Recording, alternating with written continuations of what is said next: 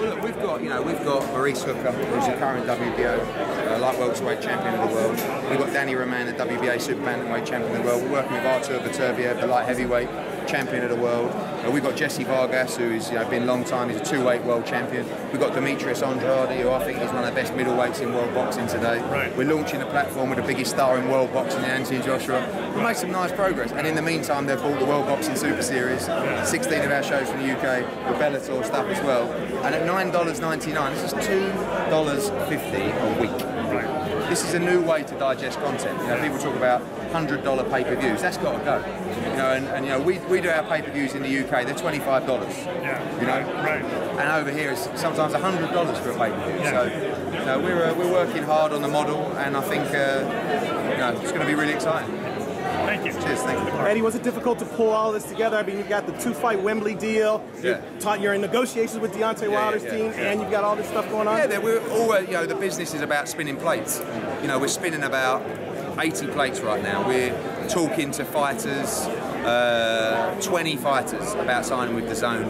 We're building our October 6th show, we're building our October 20th show, we're building our November 17th show. We're also building 24 shows in the UK as well. And finally the air conditioning's come on, this is a beautiful thing. So this is exciting, and obviously this is just a small taste of where we're at. We're only in July, we have 2 months till launch. It's going to be a huge amount of news coming over the next couple of months. We have Michael Buffer exclusively with Matchroom and Dazn now. He can't work for anybody else, which is an honour. We've got some unbelievable commentary team and presentation team that will be announced shortly. And we've made great progress. We had a bit of drama up there, and it's all good. Drama sells though, that's good. Drama does sell. People like to see it. And people have to understand as well that these guys, they're fighters. You can be, Anthony Joshua is a great role model, but he loves to fight. And he was ready to do it right then with Big Baby Miller. How critical was it for you to get guys like Jessie Vargas, Demetrius Andrade? It's about opening up divisions and enticing other talent in. So when you look at now, you have Maurice Hooker, the 140-pound world champion. You have Jessie Vargas. There's two natural opponents for Mikey Garcia, So we have Artur Beterbiev. That's a natural opponent for Dmitry Bivol and Sergei Kovalev. We have Demetrius Andrade. That's a natural opponent for Danny Jacobs or Billy Joe Saunders. So it's about having key players in important divisions and then bringing talent around those as well. And I feel like we made a great start. Was it just coincidence that the WBO ordered, obviously, Billy Joe Saunders has to defend his title against Boo Boo? It's done very quickly. So, listen, in an ideal world, our plan with Boo Boo was to get him active again. Get him out on October 6th in Chicago. Then the WBO have ordered Saunders, so now we've got to work on that. And hopefully we can bring that fight to Dazn as well. Can you talk about how, right now, you're getting a lot of resistance in the United States because of this app. So can we clarify some things? We're getting 16 shows from the UK, correct? Yeah. All right, and those are those Matchroom Fight Night cards? Yeah, Saturday night Fight Night cards. Okay. Are we getting the next gen cards? Yep. Okay, and we're getting... So you're getting 16 shows from the UK. You're getting 16 shows from the US. You're getting 3 weight classes from the World Boxing Super Series. And you're getting all the Bellator content as well. For $9.99. So why do you $2.50 a month. So why do you they felt like it was going to be $24.99 a month, $19.99 a month. They've come in at a great price. The only resistance I'm seeing is from the powers that be within the sport. But that's expected. Is that because right now, for example, the number's been floating around, has been close to $1 billion over 8 years? Yep. So, is there more signings that you're working on that could be finalized today? Yeah, loads. I mean, today was about showing what we've been working on the last 6 weeks. There are contracts out with another dozen fighters. Right now, we have 3 world champions. We have 2 weight world champions. We have the biggest star in world boxing open up the platform on September the 22nd. Since we last met, we've also acquired the 3 weight class in the World Boxing Super Series. We're talking about $2.50 a week. Okay? So this is a must for fight fans. And what we've done today is opened up the divisions where we can go in, like I just explained. When you're talking to people like Mikey Garcia and say, he says, well, who can I fight? So, well, you can fight Maurice Hooker and you can fight Jessie Vargas straight away. Beterbiev. Let's bring on Bivol, let's bring on Kovalev. Anthony Joshua, Jarrell Miller's now joined the platform. We're talking to other heavyweights as well. So it's just about, continuously signing fighters, building the fight cards, and October 6th we get underway. Eddie, quick question about, obviously boxing has taken a little bit of dip here in the States. Yeah. What do you see the zone bringing back the casual fan? I think you're going to talk about affordable content. You're going to talk about these big cards and these 4 pay-per-view style nights whereby you haven't got to pay $100 to watch this. You've got to pay your traditional subscription. And really, I think one of the problems you have is competing with linear schedules. And what I mean by that is when we go on HBO, we come on at 10 or 11 o'clock and we've got to go off air at midnight because there's a movie on. Here we have no linear obstruction, so we can start at 6 o'clock. We can end at midnight. We can show you every punch that was shown on the card. You know, and I think that's important to fight fans. I want to build a new commentary team, put on great fights. The content is always key. And with our 32 shows, with the World Boxing Super Series, with the Bellator, this is great value and we're only just getting started. Now, along with the boxing, are you guys setting up any type of shows, talk shows, things that get absolutely, absolutely. This is going to be a platform for fight fans, built by fight fans. So I get the chance to implement all the things that I'd like to see. So why can't we go on air at 3 o'clock from the arena, just do 3 hours chatting, chatting boxing. We all like to talk boxing, get you guys in. Let's just talk amongst ourselves. It's great content. Fight fans love to discuss and you know, be involved in disputing and discussing the fights that are ahead. So all of that stuff, the preview shows, you know, there's some major announcements happening in the next couple of weeks about presenters, about commentators, and it is absolutely first class, the best of the best. One last question for you. Advertising-wise, what's the game plan to get it out around the world, and especially here in the States? An absolute colossal budget that Dazn have that are going to spend. They're going to be innovative, they're clever people, they've done this in other markets before, they have a massive game plan in the US. This is just the beginning. This is what, 6 or 7 weeks later than the start, we're 2 months out from the launch. There are going to be announcements coming virtually every day over the next period about our October 6th show in Chicago, October 20 it looks like we're in Los Angeles, and November 17th in Vegas, December in New York. It's busy times. I have one more question. Will your fighters be, will Matchroom USA, the Zone fighters be exclusive to the Zone? For example, can they fight on HBO? Depends in what situations. For example, we're not looking to obstruct fighters in that respect. A lot of the time politics gets in the way of fights. So I'll give you an example. If Maurice Hooker fights Saucedo, which is his next fight. Is that regular ESPN Plus? Yeah, the Zone? No, but if that goes to purse bids and we lose the purse bids, Hooker's fighting on ESPN. No problem. No problem. We're not looking to be obstructive in that respect. No, so the plan is to build these fights. The plan is to win the purse bid for Hooker Saucedo. That's a good fight for our California card. You know? But we know there'll be times Demetrius Andrade against Billy Joe Saunders for the WBO World title. I want to win that purse bid. If I lose the purse bid, he has to go to the UK. No problem. I don't say to him, "Oh no, you can't do that, son." That's not what we're about. That's what a lot of people were thinking. No, but that's the problem. That's the problem with boxing, and that's when you deal with bitter people in boxing. Come back to me in 10 years, I'll be one of those people. Okay. But right now, I'm not. Okay, so to piggyback off of that question, when it comes to, you know, whenever it does happen, I've seen all of your interviews. I'm not going to ask you the same questions over about Wilder again. But when it comes to Wilder or Joshua, excuse me, Joshua versus Wilder, you know, the A side, is it a situation where the Zone and Showtime have to work together to co-broadcast? Possibly. It's all up for discussion. Basically, who's going to pay the most money? And the answer is Dazn. So it doesn't mean that when we had the deal with Wilder in place and the points that he'd agreed with, it wasn't.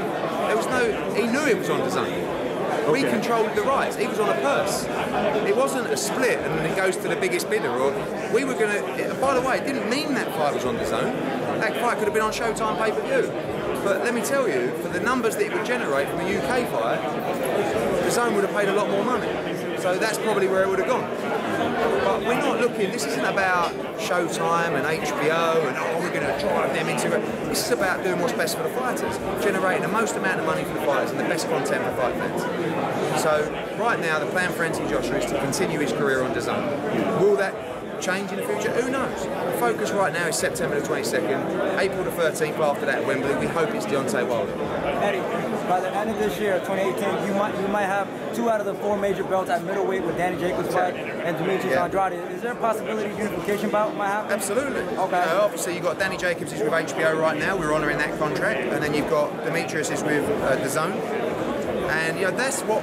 One of the things about bringing in these key talents from the division is to be able to make those big fights. When we talk about, go back to Beterbiev, let's make Bivol Beterbiev, let's make Kovalev Beterbiev, Bivol. Danny Jacobs, Roman, let's make the unification fights for him at super bantamweight as well. Maurice Hooker, let's talk about making him against Ramirez or other guys out the WBSS. Jarrell Miller, let's make him against Dillian White, him against Anthony Joshua. So we've got those guys now where we can start to make that happen. And I'm telling you, all the guys that have come with us, they will never, ever regret this moment. Because they're going to make great money. They're going to box all the time. They don't have to ask when they're fighting, only box once a year. They're going to be pushed by us. The Zone are going to spend millions and millions of dollars to push their brand. So, congratulations to the ones that got on board. With Bubu Andrade, right? He was with Banner's promotion, What was the pitch from you to tell him? What was the difference? Just because he knows me, he knows what we do, he knows how we promote our fighters. He wants to keep active, he wants to earn loads of money. It's a very simple formula. If you want to be promoted correctly, if you want a broadcast that's going to spend millions of dollars on you, if you want to stay active, if you want to earn more money than you can earn anywhere else, come with me. If you don't, no problem. Enjoy fighting once a year. Has Jacobs mentioned to you anything about Sergey Derevyanchenko, knowing that they're personal friends, they train together, same gym? Is there some way that he didn't want to fight, he wanted another route maybe? Jacobs. Jacobs wanted to do it. Jacobs was the one pushing for it. He, at the end of the day, that fight's sensitive. They've got the same trainer, they know each other. But basically, Jacobs says, I want to fight for the world title. And Derevyanchenko said, so do I. And we said, good luck, shake hands, he's on. How does the Saunders fight with Demetrius Andrade come about with the whole situation? I'll win the purse pick. That's how it happens. That's how it goes down. Politics get in the way of that? No, I mean, the only thing I say on Demetrius Andrade is the plan was to come back October 6, December, get active, raise the profile again, then this WBO fight come along. But he doesn't want to turn his back on the WBO fight. So now we've got to go out, negotiate that. If there's a deal, great. If not, I'll win the purse bid, we'll do it on Dazn. Eddie, do you have any fear with Povetkin fighting Joshua, knowing that it's well documented he failed the drug test? No, because he's already signed up to random testing. We also have additional VADA testing that is already in place. So I don't fear that at all. Why do you say? I do fear the fight. Okay. So can you just elaborate when you said that Povetkin fight is actually the toughest fight rather than the Wilder fight for Joshua? Technically a tougher fight. It's not as dangerous because I don't think Povetkin is as hard a puncher as Wilder, one punch. But I think he's very well schooled.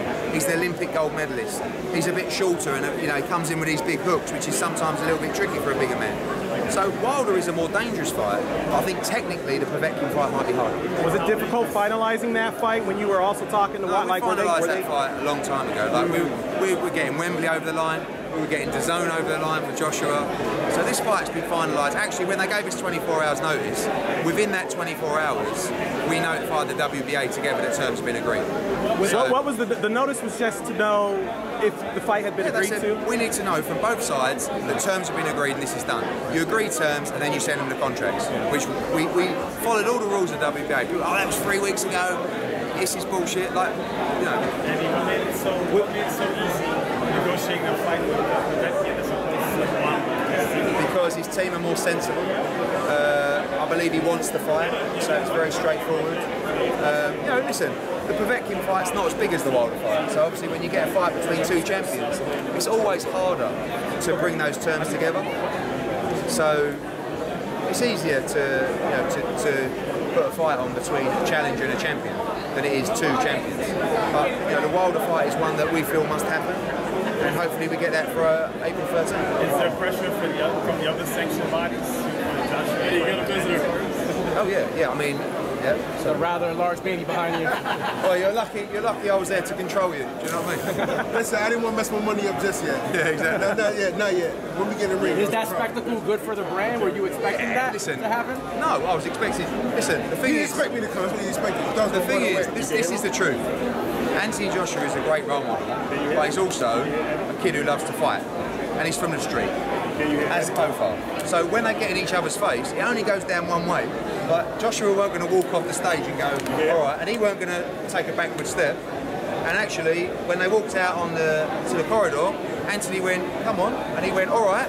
And they were walking off to go and do it in the street. But I want to get this guy millions of dollars for that kind of stuff. No freebies. You know, no freebies. See, the street fight was, I would have had him in a chokehold and wait till he tap out. I wouldn't mess up his pretty face yet. So, have him squeal like a little pig. I make no money on that. Where did Anthony go right now? He's around, he's doing interviews. Yeah, he'll be here, don't worry, you'll get him. Eddie, did you He know? didn't come all this way just to go home. Eddie, did you know any other details about that $50 million offer other than it was $50 million? No, the $50 million offer came from Deontay Wilder, so it's a bit like Jarrell Miller sending me a text saying I'll give you $50 million. I love him, but I'd like to see the colour of the money. North Deontay Wilder. So listen, at the end of the day, that's said and done now. We've got to focus on the future. Right now, our plan is very straightforward. September 22nd, April 13th. The good news is that I've always felt like the Anthony Joshua Jarrell Miller fight was a big fight, but listen, maybe it hasn't had as much legs after today. It's got a lot more legs.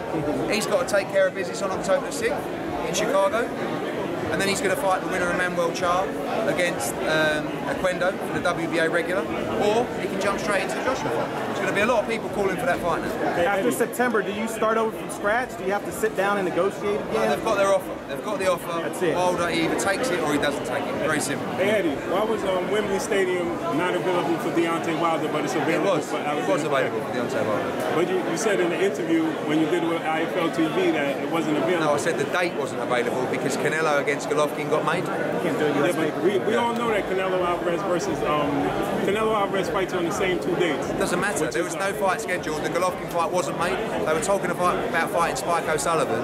I'm more than happy to go up against Canelo against Spike O'Sullivan. When the Golovkin fight got made, September 15th, and all of September was completely out. So we moved it to end of October, early November. Mr. Finkel knew that. He knew the dates we were working on. Forget about, oh, there was no date in the contract. It was documented. It was in every interview going when that fight was going to be. So. But that's what I'm saying. The fight with Alexander Povetkin is going to be September 22nd. Correct. But you said Deontay Wilder versus Joshua wasn't going to be available for September. Yeah, because it's completely different money coming in from a US broadcaster and pay-per-view. You can't go to a US broadcaster a week after Canelo Golovkin and say, do you want to run a pay-per-view? Or Dazn, do you want to spend 4 times as much you're spending on a Povetkin fight to get behind this fight when you've got a US market that's flooded with Canelo against Golovkin? I mean, you guys, not you particularly, but these people will try and trick me into saying things. I'll talk to you all day. I've got the answers to everything. It's all the truth and it's all logical. The fact is, you can't get the pay-per-view money, you can't get the massive rights fees going a week after Canelo Golovkin in a US market where that fight is much bigger at the moment than Wilder against Joshua in the UK. So that is why we had to move it to October, November. I think the super fight for Demetrius Andrade is him and Charlo. They've got the history. Charlo I like. Listen, I'm talking to Charlo, and Charlo's got to understand that this is where the money's going to be. And what's happening with a lot of these fighters at the moment is I will go to them and I will make them an offer, and people will match it and say, I'll do that, I'll box you 3 times a year, I'll pay you that money. My note to fighters is get it in writing.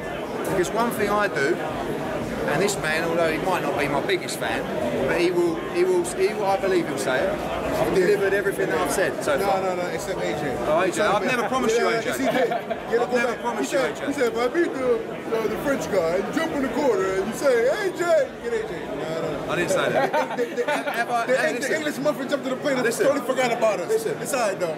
I've given you the fights, I've given you the money, I've kept my word. No, I mean, other than that, yes, he has. I mean, HBO and Eddie Hearn stepped into the plate where Showtime did some, some stuff I didn't like. And he's continued to constantly keep me moving and keep me active. You gotta be active. But like I said before, the main thing we want is to become heavyweight champion. We want that title shot. And if Deontay didn't want it, I want it. We're gonna form a small little leprechaun Russian. Adrian Broner released the email from you guys with the offer. And it's alright, I signed the guy he was going to fight. I signed the guy that beat him in the last fight. Oh, okay, yeah. So Adrian Broner, if you're watching this, come and fight Jessie Vargas on Dazn. I'll give you more money than you made on the last fight. Are you interested in Manny Pacquiao? Yeah, absolutely. I don't know his situation with Top Rank, but if he is a free agent, we'll definitely be talking to Manny Pacquiao about fighting on Dazn.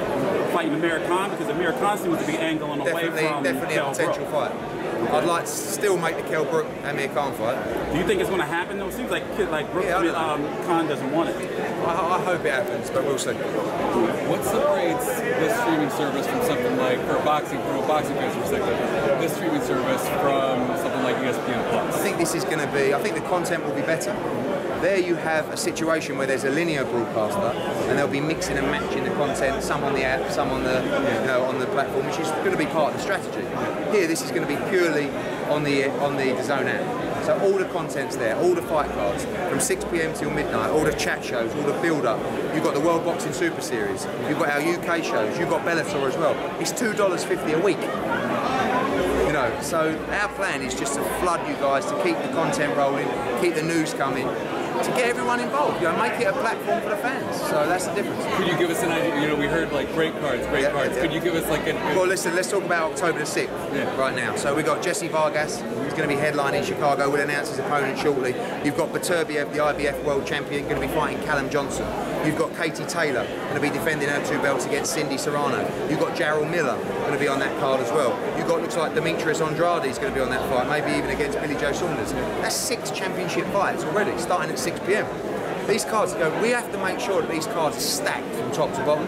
Because if we're coming on air at 6, it's not going to be, oh yeah, let's show this 4-rounder. Like, these have got to be stacked nights of boxing, where fight fans can sit down in their sofa, watch 5 hours or 6 hours of boxing and go, that was unbelievable, great value. You know, you might have something on, in a day you might have the World Boxing Super Series, then you've got us from Chicago, you know, then you've got like Bellator the night after, then you've got, it's like, it's going to be peanuts. Eddie, so what did you think about Steven Espinoza tweeting out that Broner was getting paid more than that when, like, on the record, they have different numbers? In that case, he must be getting 1.5 million on the side somewhere. Which for me, I didn't know. Listen, maybe I don't know enough about the sport. I didn't think that was the right way to do business. I didn't even know if that was legal. But it's not for me to say. Now, one of the complaints among women's boxers is they say that when there's a women's fight on the card, they'll never put another women's fight on the card. Are you guys open to doing like an entire? Not a whole women's card, but like when you look at it, look at Katie Taylor. When we did the Danny Jacobs card against Sulecki, the whole arena was on their feet. In fact, Roy Jones after and Max Kellerman were up, you know, clapping. Look at Clarissa Shields. She's so entertaining. You know, she's got a fight coming up with Hammer. These are really good fights. And I'm not saying that we're going to go into women's boxing and, you know, we're going to start like putting 6 fights on a card. But the elite of women's boxing, we are very interested in. Right, guys? Now we're Big Miller. We're on the streets. You want Arthur Spilker to fight him. I would like Spilker to fight Big Baby Miller in Chicago next year. We were in chats about that fight at the moment. You know Mr. Spilker. He's quite difficult to do business with, but if we pay the money, I guess we get him. You say the money's right, we'll take the fight. Exactly. Who do you want Jessie Vargas to fight on that card? I want him to fight guys like Lamont Peterson, Granados, Figueroa. You know, I want a Hispanic field. The thing about the Chicago market is you've got all kinds of different markets within the market. So you have a big Puerto Rican community, you have a big Polish community, you have a big Hispanic community, you have a big Russian community as well. So we want to just create a card that Chicago gets behind, and I'm excited to go to that city because I don't feel like it's being exposed yet to championship boxing at that kind of level. Demetrius Andrade, he's been like one of the fighters that's been very inactive. Yeah. What's your plans for him? Well, the plan is to get him very, very active. And obviously the WBO called the Saunders fight, which came as a little bit of a surprise because we presumed we'd have a fight first. But listen, looks like we've got to jump into that, try and win the purse bids for that fight, and see him become world champion again. Eddie, do you know if Al Heyman is involved with Jessie Vargas? I don't know. I dealt with his lawyer. I believe that Al was definitely consulted about this deal. It was a deal for Jessie Vargas that I don't think he could have turned down. Jessie Vargas is a great fighter, but I feel like sometimes he's used as like, oh, Spence against Vargas, that would be a good fight, or Broner against Vargas. You know, in his last fight, he beat Broner in my opinion, and he's a 2-weight world champion. You know, he fought Manny Pacquiao on a pay-per-view. You know, he's an articulate young man. He's a great broadcaster as well. He's top 3 in every governing body in the 147-pound division. So he's going to be there for big fights. Al Heyman's not involved with Amir Khan and Danny Jacobs, though. Is that right? I don't think Amir Khan. I mean, look, you know, Al is involved with a lot of fighters, and a lot of fighters have respect for Al Heyman. So I'm sure a lot of the fighters that come with us, whether they've been with him or are with him, will consult with him. And we're more than happy to work with Heyman fighters. And, you know, I think you look at someone like Jessie Vargas, now he has the ability to control his own career. You know, this is what I said to him when I was pitching him to come with us. You know, this is not about waiting on fights where you might be fighting this, but this is us going out and saying, you're headlining Chicago, who should we fight? We're going to fight then we're going to fight in March, then we're going to fight in September. The most important thing for these young fighters is to map out their career, give them a plan, give them a strategy, don't leave them in the wilderness, get behind them. He's like such a marketable kid. You know, he looks $1 million, he speaks so well, he obviously speaks fluent Spanish, he lives in Vegas, he's top 3 welterweight in the world in all the governing bodies. He should be a star, you know, as should Demetrius Andrade. You know, he's got bundles of personality and he can fight. Do you feel like fighters out there have that? Like fighters that aren't with you and Matchroom, do they have that? Do they have a career path? Do they have a clear direction? I think some of them do. And I think it's really interesting. But, you know, everybody's got to have a plan. Right? Thanks, Eddie. Appreciate it. Hey.